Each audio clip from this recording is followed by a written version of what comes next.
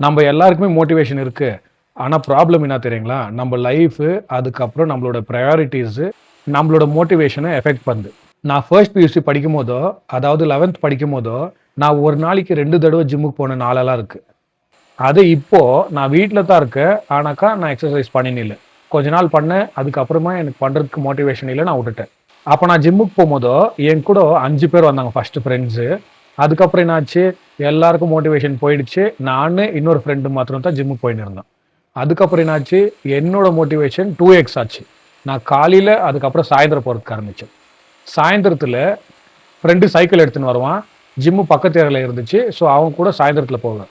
அதுக்கப்புறம் காலையில ஜாக் பண்ணினே அந்த ஜிம்முக்கு போயிட்டு, அப்போ ஒரு 30, 40 மினிட்ஸ் ஒர்க் அவுட் பண்ணுவேன்.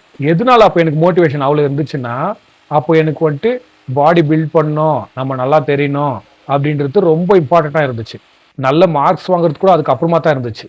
ஸோ, அந்த டைம்ல என்னை யாரும் புஷ் பண்ணல. "நீ ஜிம்முக்கு போ, கொஞ்சம் மசில் பில்ட் பண்ணிக்கோ, ஸ்ட்ராங் ஆயிரு" அப்படின்னு. நான் அந்த விஷயத்த இம்பார்ட்டன்ட்ன்னு கன்சிடர் பண்ணதுனால நான் போறதுக்கு ஆரம்பிச்சேன். இத்தனைக்கும் அது ரொம்ப ஃபேன்சியான ஜிம்மெல்லாம் இல்ல, இன்ஸ்ட்ரக்டர் இல்ல. அது ஒரு கவர்மெண்ட் ஜிம்மு. ஃபீஸும் ₹100. அந்த ₹100 கட்டுறதுக்கு கூட கொஞ்சம் டைம் காசு இருக்காது. அதனால அவரு இருக்காரா, இல்லையா அப்படின்னு பார்த்துட்டு தான் ஜிம்முக்கே போவோம். அவரு இருந்தாருன்னு வச்சுக்கோங்களேன், மறுபடியும் வீட்டுக்கு வந்துருவேன். 1 ஹவர் விட்டுட்டு மறுபடியும் போவேன். நான் செகண்ட் பியூசிக்கு வந்திருந்தோம். அதாவது 12த்துக்கு வந்திருந்தோம். என்னோட இம்பார்ட்டன்ஸு, என்னோட பிரையாரிட்டீஸ் எல்லாம் சேஞ்ச் ஆயிடுச்சு. அந்த டைம்ல நான் துபாய்க்கு போறதுக்கு இன்டர்வியூ அட்டெண்ட் பண்ண மாரி இருந்துச்சு.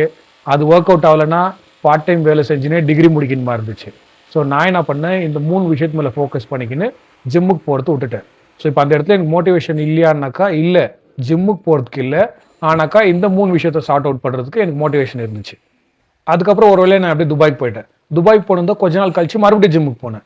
அப்ப என்னாச்சு, ஹெல்த் இம்பார்ட்டன்ட்டா தெரிஞ்சுச்சு. ஸோ, ஜிம்முக்கு போறதுக்கு ஆரம்பிச்சேன். வேற எல்லாமே சார்ட் அவுட் ஆயிட்டு இருந்துச்சு.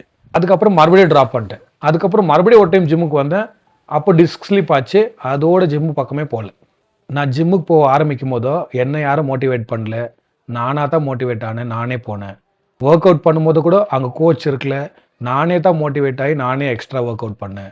நம்மளுக்கு ஒரு விஷயம் இம்பார்ட்டன்ட்னு வச்சுக்கோங்களேன், மோட்டிவேஷன் ஆட்டோமேட்டிக்கா வரும்.